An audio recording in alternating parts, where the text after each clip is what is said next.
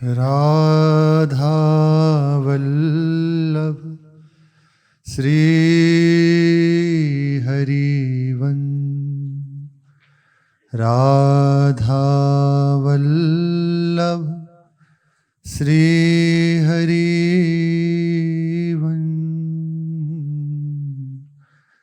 सत्प्रेम सिंधु मकरंद रसोगधारा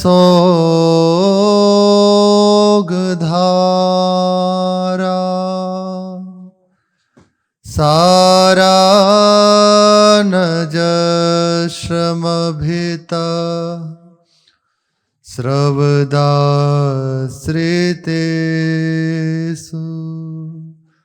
श्रीराधिके तब कदा चरणारविंदम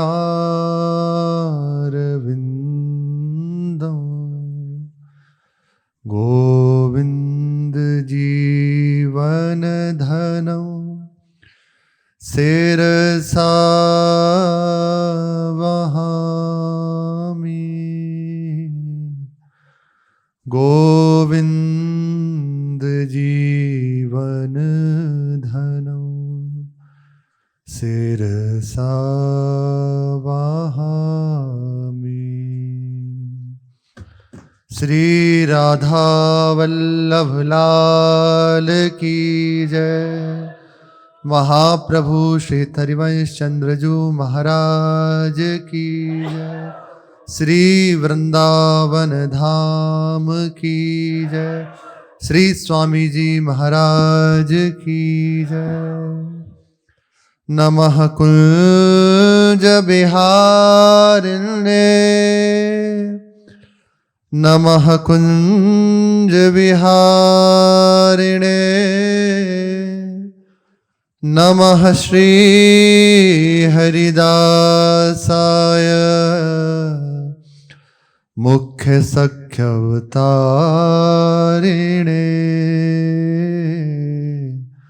मुख्य सख्यवतारिणे।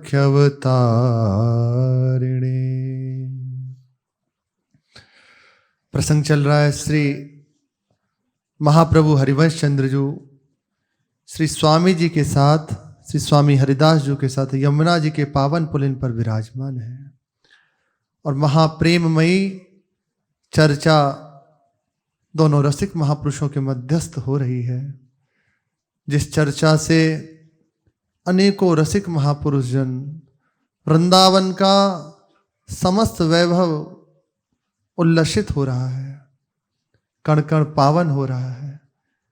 ऐसे श्री महाप्रभु जी श्री स्वामी जी महाराज के चरणों में बारंबार प्रणाम है।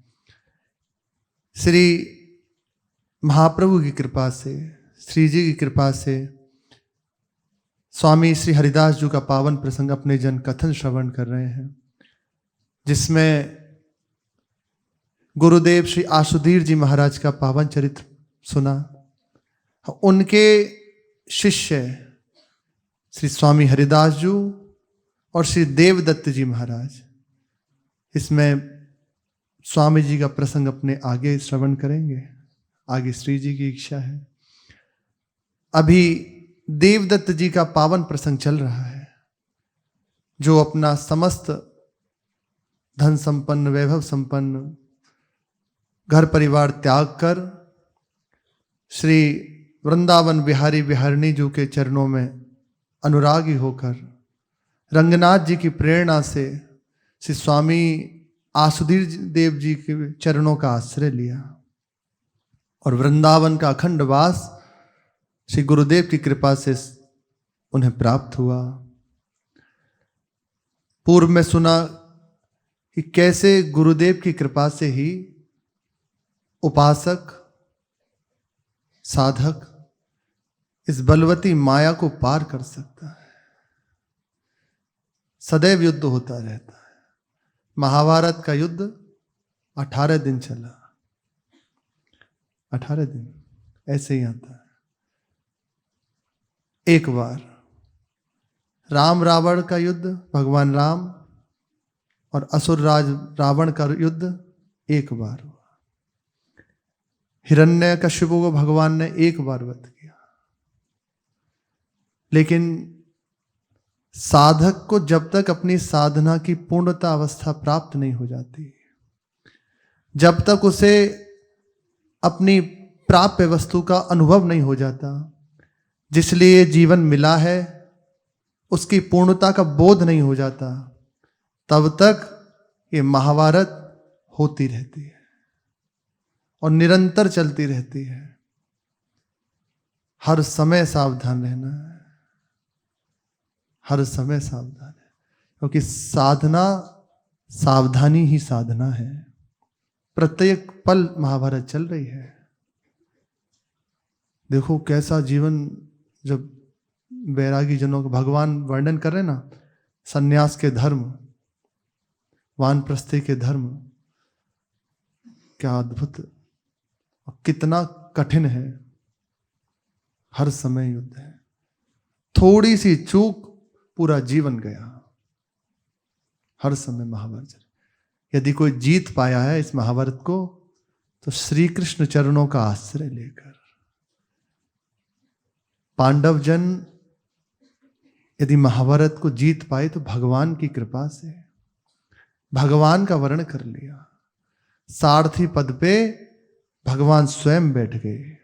ऐसे ही जब रथी रूपी साधक बुद्धि रूपी इस सारथी को भगवान के चरणों में समर्पित कर देता है तो निश्चित इस महाभारत से वो विजय को प्राप्त हो जाता है। और कहीं भी यदि अपना बल है, अपनी योग्यता है, अपना गुण है, तो केवल पराजय के सिवा कुछ प्राप्त नहीं होता।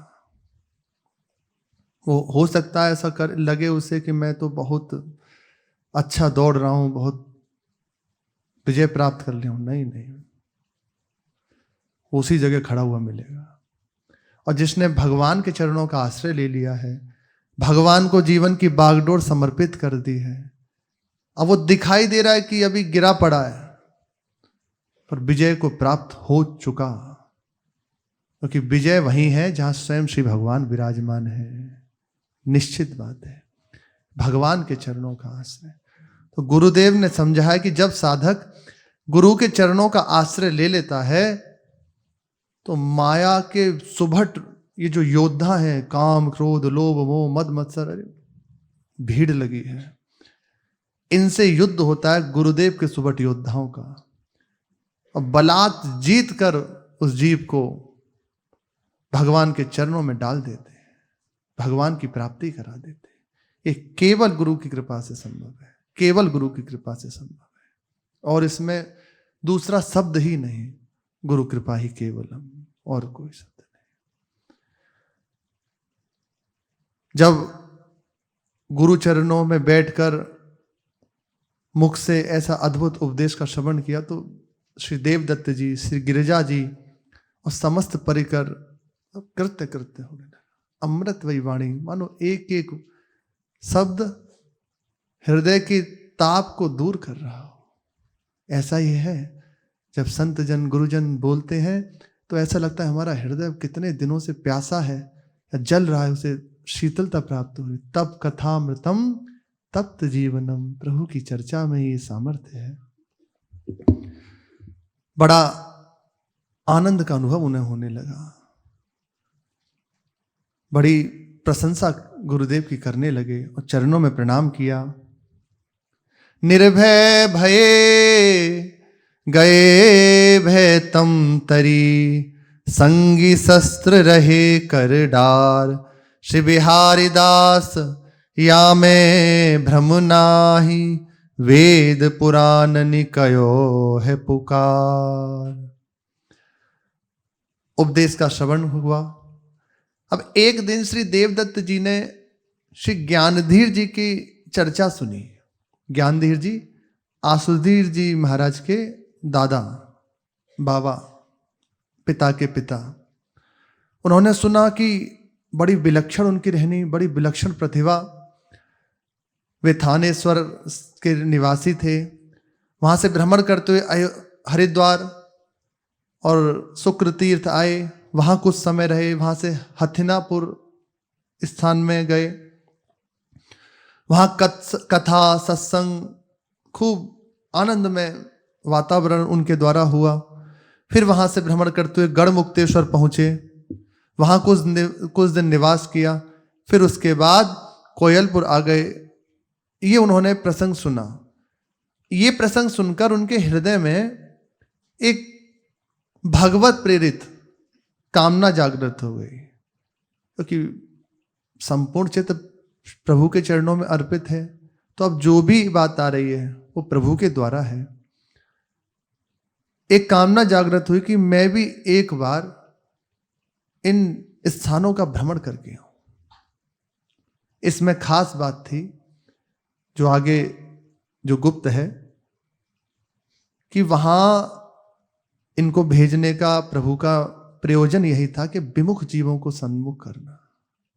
और होता है, बड़े बड़े कुतर्कियों को जीतकर श्री श्यामा श्याम के चरणों में अनुरागी करते हैं। इनके जाने का प्रधान कारण यही था। तो गुरुदेव से प्रार्थना करिए,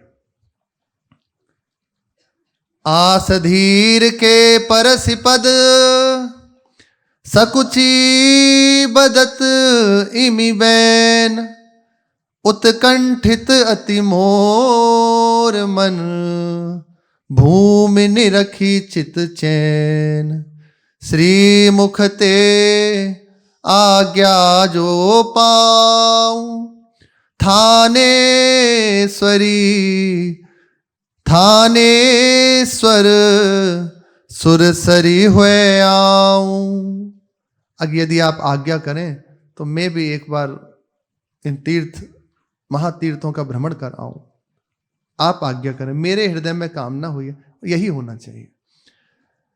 मानो हमारा हृदय इस कोटि का नहीं है, निष्काम, कि एक निष्ठ और दृढ़ता, तो अपने हृदय की बात अपने गुरुजनों के चरणों में रखते हैं। प्रभु, मेरे हृदय में ये बात आ रही है, अब आपके सामने निवेदन है, आगे जैसे भी आप आज्ञा करें वो मेरे सिरोधार है। तो वे जो उचित होगा वे निश्चित कर देंगे, हाँ कर देंगे। अगर भेजेंगे तो अपना सामर्थ्य प्रदान करेंगे, जाओ, निश्चित होकर जाओ, हम साथ हैं।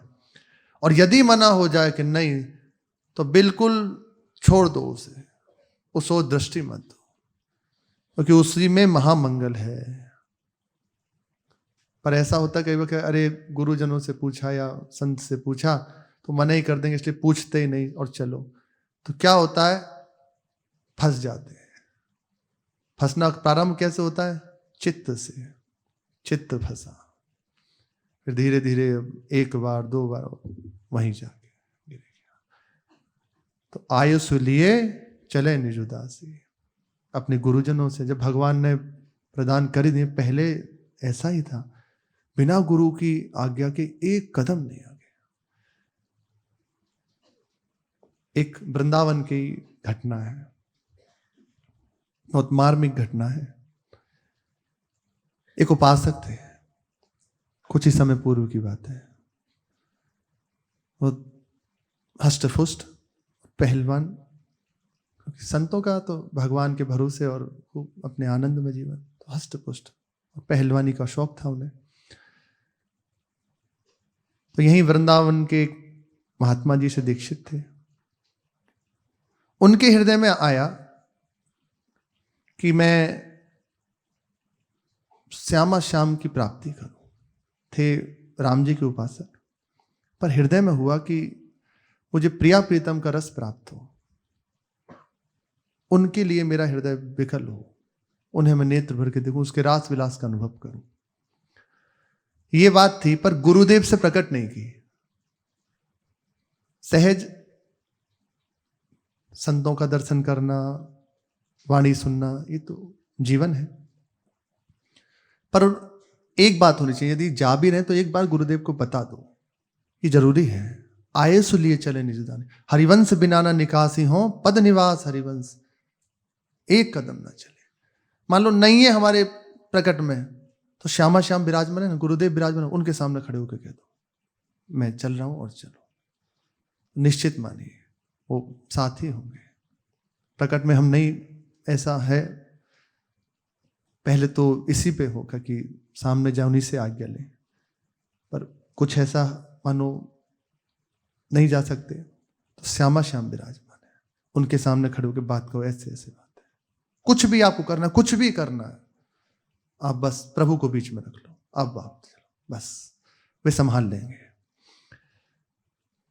वे बरसाने गए पर गुरु जी को नहीं बताई। वहां देखा कि एक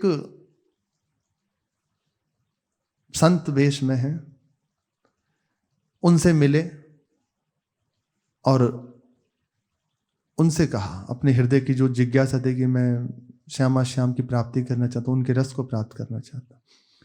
अब वे भी असली तो थे नहीं, वेश था, उल्टे कर्म करने वाले थे, भेष रंगे हुए थे बस। उन्होंने क्या किया कि इतने दिन हो गए तुम्हें मार्ग में चलते, अभी तक तुम्हें अनुभव नहीं हुआ, कुछ समय हमारे साथ रहो, निश्चित सब प्राप्त हो जाएगा।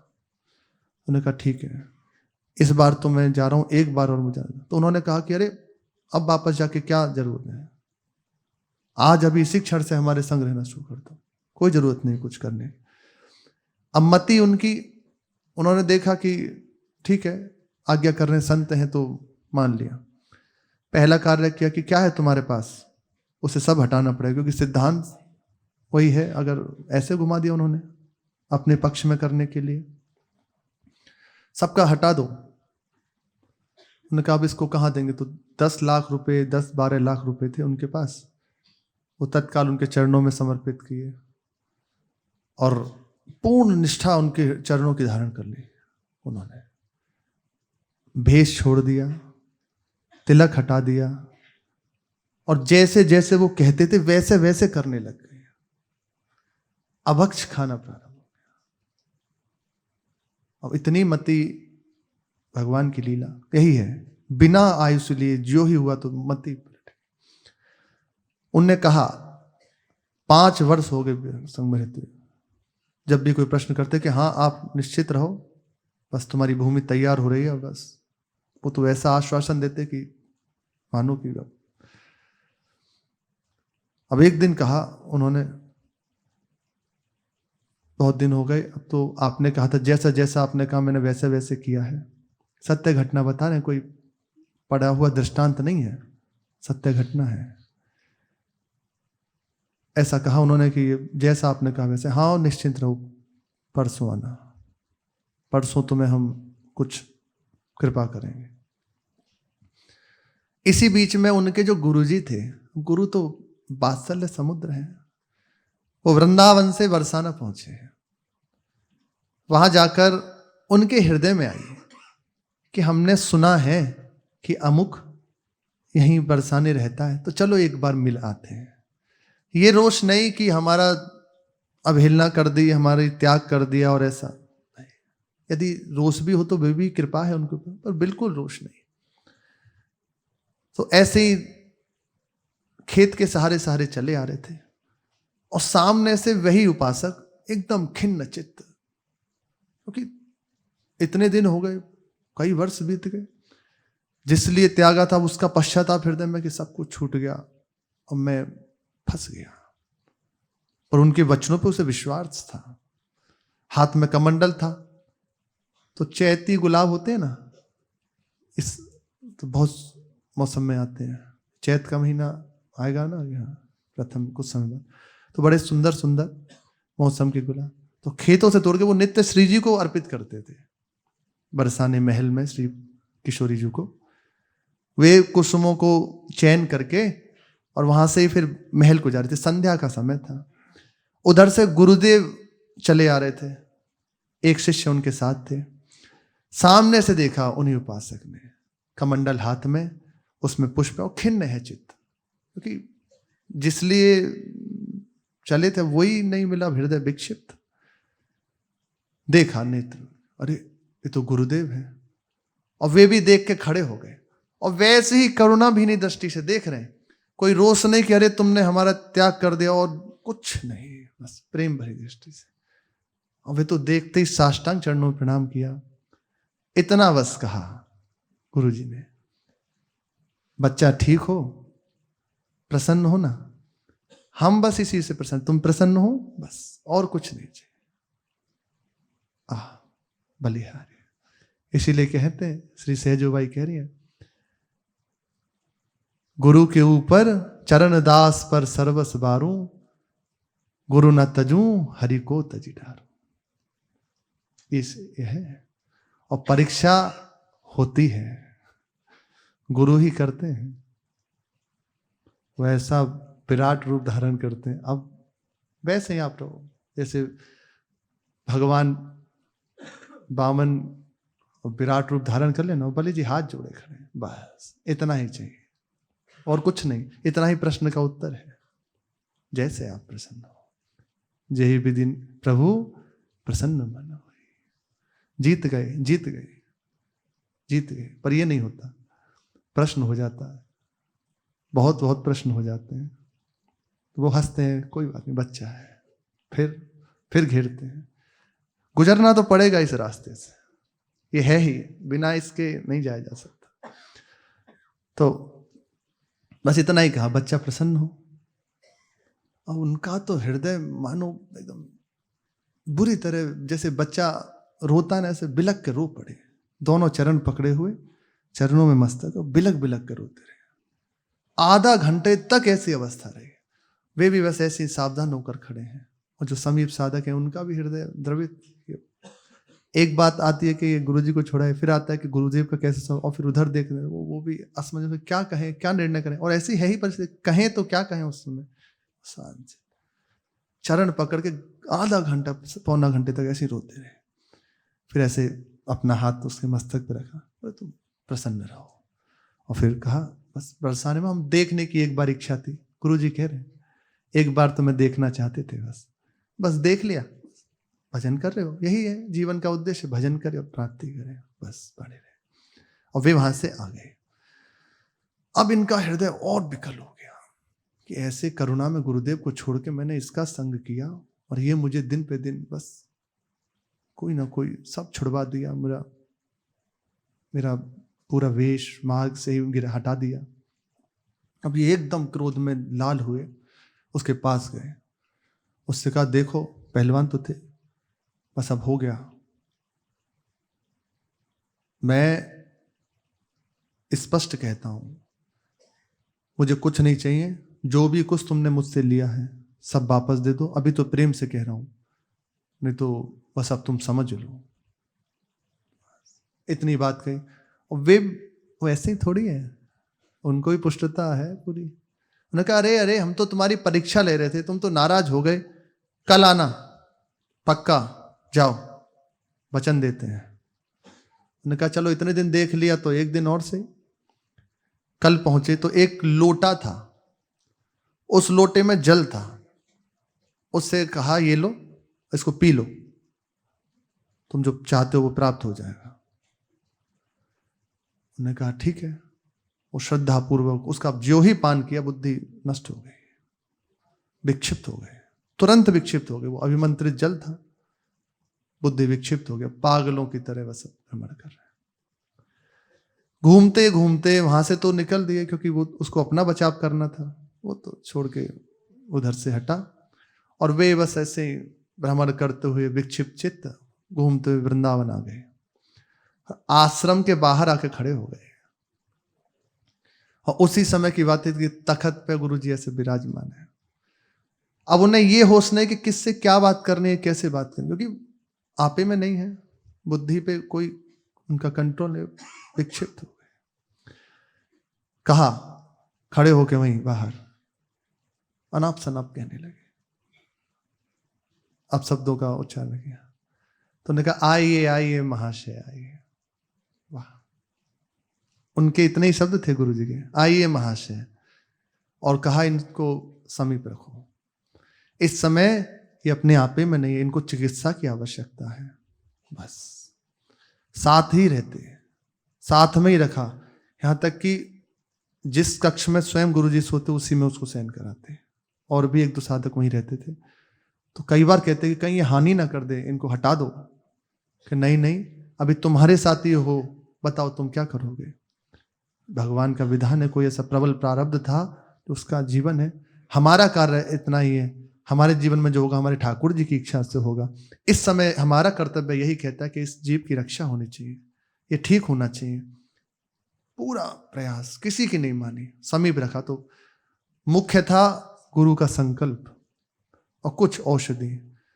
कुछ समय में, कुछ वर्षों में उनका चित्त ठीक होने लगा, क्योंकि वो बुद्धि जो मंत्रित जल से विक्षिप्त हुई थी ना, वो केवल कृपा से ही ठीक हुई, सही होने लगे। जब उन्हें चेत आ गया, बुद्धि ठीक होने लगी, जानने लगे, तो एक दिन बस अब चरण पकड़े गुरुजी के और रोने लगे। कहा महाराज मैं जानता हूं, मुझे कुछ कुछ अंदाजा, पूरी तो नहीं, कि मैंने आपको भी बहुत कटु शब्द कहे, यहां तक कि यहां जितने भी आश्रम में वासी जन है सबको बहुत बुरा भला कहा है, क्योंकि मैं अपने आप ही में नहीं था। लेकिन मैं एक प्रश्न करना चाहता हूं बस, जिसलिए बात पूरी श्रवण की, उसका मुख्य बात कि इसका कारण क्या था। मैं बच्चेपन से भगवान के चरणों में लगा हुआ हूं, आपके समीप ही रह रहा हूं, आप ही के चरण मेरा जीवन है, फिर मेरे जीवन में ऐसी घटना क्यों घटी। प्रश्न होता ही है, ऐसा क्यों हुआ। तो उन्होंने इतना ही कहा कि जिस समय आप बरसाने गए उस समय आपने हमसे एक बार पूछा था। तो उन्होंने कहा नहीं। बोले बस ये मार्ग प्रारंभ ही यहीं से होता है। आयसु लिए चले न जुदासी, हरिवंश बिना न निकासी हो। सेवक जी कह रहे हैं, सेवक जी पद निवास हरिवंश, एक चरण न निकाले, आयुष लिए चले जाए। बस यही कमी हो गई। इसी से माया ने आपके ऊपर आक्रमण कर दिया, इसी से माया की सामर्थ्य हो गई कि आपकी बुद्धि में प्रवेश कर गई। वरना गुरु के संरक्षण में जो है, किसी की सामर्थ्य नहीं कि उसको दृष्टि उठाकर देख सके। बस गुरु का आयुष लेकर चले, जो करना है बस उनकी इच्छा से करें। संत का इसे तो बड़े बड़े महापुरुषों के, भगवान के पिता हैं दशरथ जी, वशिष्ठ जी गुरु जी विराजमान है, जनक जी विराजमान है, जनक जी के गुरुदेव विराजमान है। जहां भी आप जाइए, कहीं भी देख लिए, राज्य शासन है, भक्ति मार्ग है, जो भी है, वो अपने से बड़े महापुरुष के चरणों में निवेदन करके उनकी आज्ञा को लेकर तभी उसमें सफलता प्राप्त होती है। श्री देवदत्त जी ने जब आज्ञा मांगी तो हसि कृपालु आयस तब दीनी, तब बरबाम प्रणाम सुकीनी। मुस्कुरा दिया, चलो तुम्हारे हृदय में ये बात आई है, जाओ, अब आज्ञा हो गई ना, अब निश्चिंत हो जाओ, अब निश्चिंत हो जाओ। तो दो श्री गिरिजा जी और श्री देवदत्त जी दोनों ने चरणों में प्रणाम किया और भ्रमण करते हुए यहां से आप सबसे पहले वृंदावन से भ्रमण करते हुए कुरुक्षेत्र आए। यहां की सुंदर शोभा को देखते कर थानेश्वर पहुंचे। थानेश्वर से होते हुए यमुना जी का तट पकड़े फिर ऐसे हरिद्वार आए। हरिद्वार से शुक्रताल, गढ़मुक्तेश्वर, वहां की सुंदर शोभा और श्री गंगा जी का दर्शन, बड़ा हृदय प्रसन्न हुआ और वहीं निवास किया गंगा जी के तट पे। अब संतों का तो एक ही जीवन है, राम नाम लड्डू, गोपाल नाम खीर, हरि नाम मिश्री तू घोल घोल पीर। खूब कथा कीर्तन, जय जयकार, खूब ठाकुर जी का भोग लग रहा है हर समय। प्रभु का नाम ही हमारा मीठा है। देखो प्रभु से मीठा कोई नाम है? ऐसे पहले हम सुने बचपन में भजन, राधा नाम मिश्री, ऐसे याद नहीं है, बड़े अद्भुत अद्भुत। राम नाम लड्डू, गोपाल नाम खीर, हरि नाम मिश्री तू घोल घोल पीर।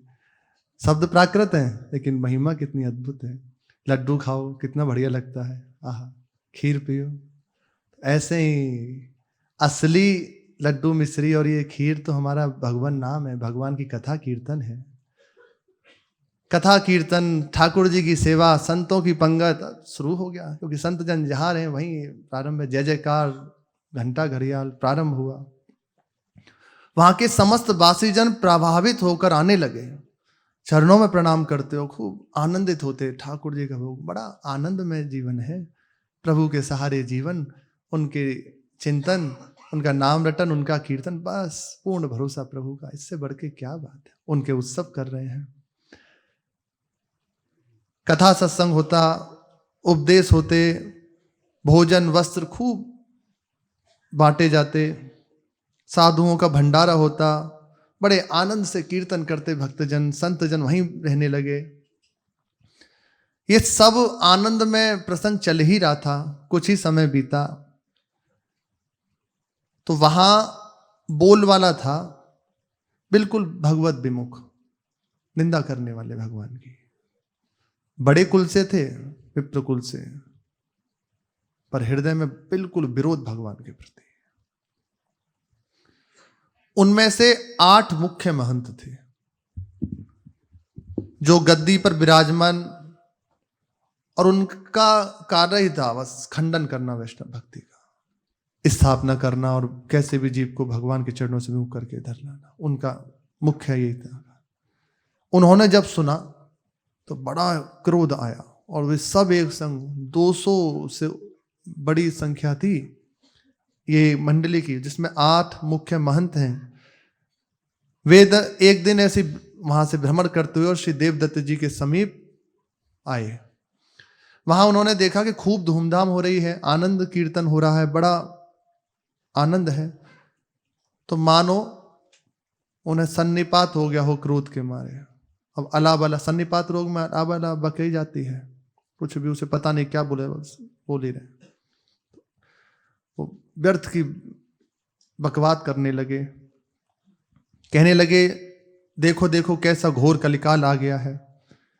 परम पवित्र वेद वर्णित ये रुद्राक्ष मालाएं, इन सबको फेंक करो। ये काठ की माला धारण किए हुए हैं और छुआछूत का ध्यान ना रखकर किसी के भी हाथ का खा रहे हैं। इनकी बुद्धि सब नष्ट हो गई है, सब भ्रष्ट हो गए हैं, सीधा स्पष्ट रूप से कह रहे हैं।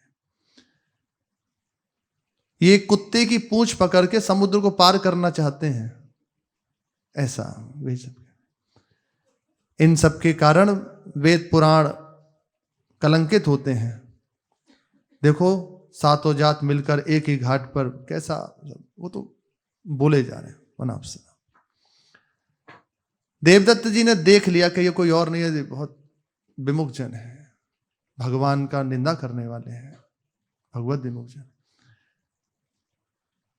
इन्होंने नामदेव जी, कबीर जी, रैदास जी आदि बड़े बड़े भक्तों को दुख दिया है। ऐसे ही जो देखो ना, रैदास जी के प्रसंग में अपने भक्ति में मगन है, और वहीं के जो बड़े जन कहे जाते हैं उन्होंने विरोध किया, पर भगवान ने बड़ी सभा में प्रमाणित कर दिया। सिंहासन उठ के श्री रैदास जी की गोद में आ गया।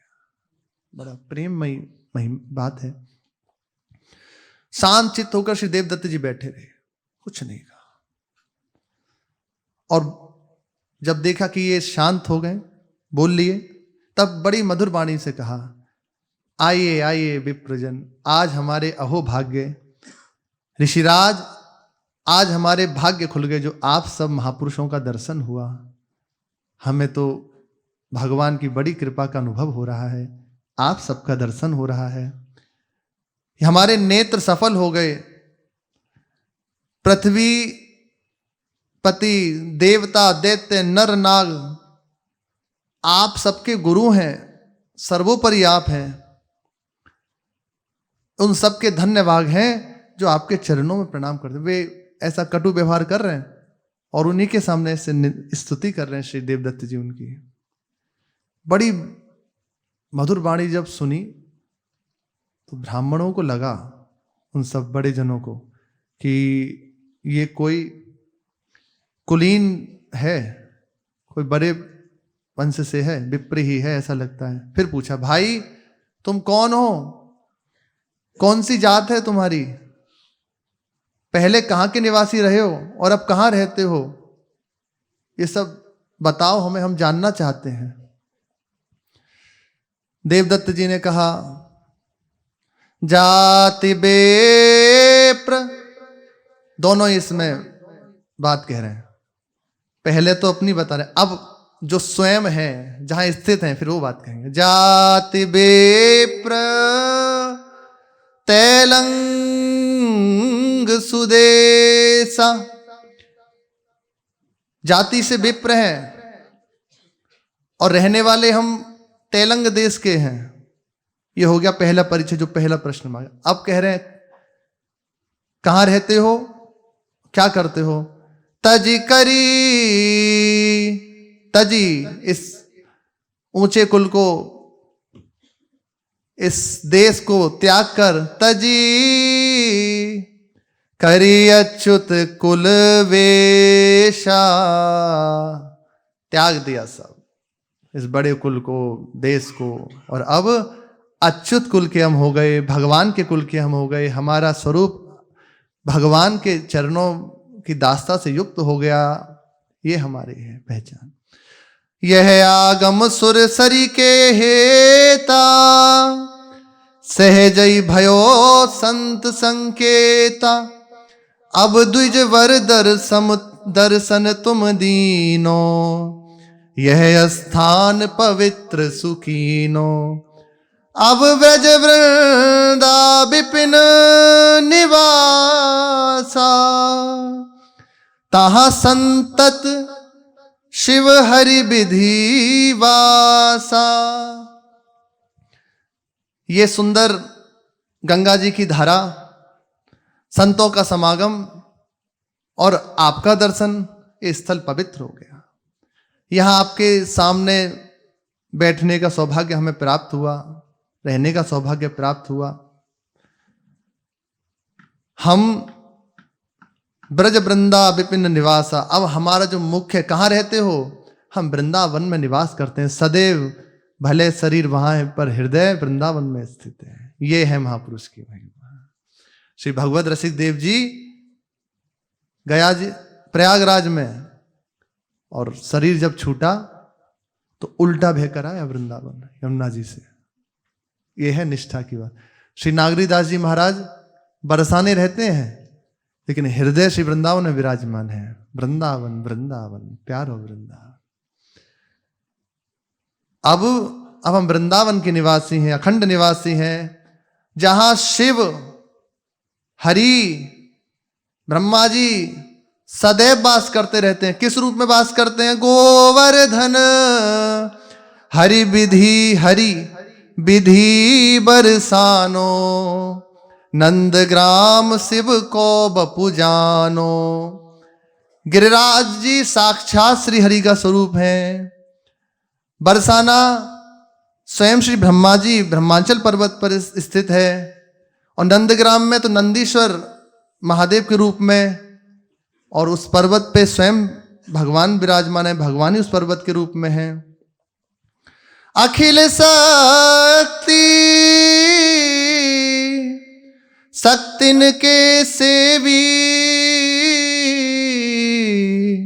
मूर्तिवंत गोपिका देवी। समस्त सखियां शक्तियां, समस्त रिद्धियां सिद्धियां, जितनी भी वर्णन है, जिनका सेवन करती हैं, ऐसे प्रभु वे भी ब्रजवासियों के अधीन हैं, ब्रजवासियों के प्रेम से लुटे हुए हैं, और उन सब की पूज्य हैं। सर्वोपरि श्री गोपिका जन। और इसमें रहस्य की बात, गोपिका देवी जो उनमें मुख्य हैं, निकुंज देवी श्री स्वामिनी जू, ऐसी किशोरी जो के हम चरणों की शरण में हैं, जहां महाप्रभु कह रहे हैं, प्रेमणा सन मधुरो ज्वलस्य हृदयम, श्रृंगार लीला कला, वैचित्री परमावधिर भगवता, पूज्येव कापी सता, ईशानी च सची, सुख तनु शक्ति स्वतंत्रा परा, श्री वृंदावन नाथ पट्ट महिषी, राधेव सेव्या ममा। श्री स्वामिनी जू सर्वोपरि हैं, इन्हीं के सब अंश से ये शक्तियां हैं। हमारे प्रभु से ही समस्त अवतार हैं, समस्त देवी देव हैं। इन्हीं के हम चरणों के दास दासी हैं, इन्हीं की दासता से युक्त हैं, सदैव वृंदावन में निवास करते हैं और सर्वोपरि श्री स्वामी जी की चरणों की दासता में हम रहते हैं। ये वृंदावन मेरे गुरुदेव परमहंस कुलभूषण श्री आशुधीर देव जी महाराज की कृपा से मुझे प्राप्त हुआ है। उनके अनेकों शिष्य सिद्ध कोटि के हैं, मेरी तो गणना है क्या, उन सब में मैं एक तुच्छ हूं, सबसे छोटा हूं उनके शिष्यों में। श्री देवदत्त जी कह रहे हैं सबका लघु दास हूं। आप लोगों ने जो पूछा उसका उत्तर मैंने दे दिया, अब कहिए आपको और क्या जानना है, इसकी शेष चर्चा। श्री राधा वल्लभ लाल की जय।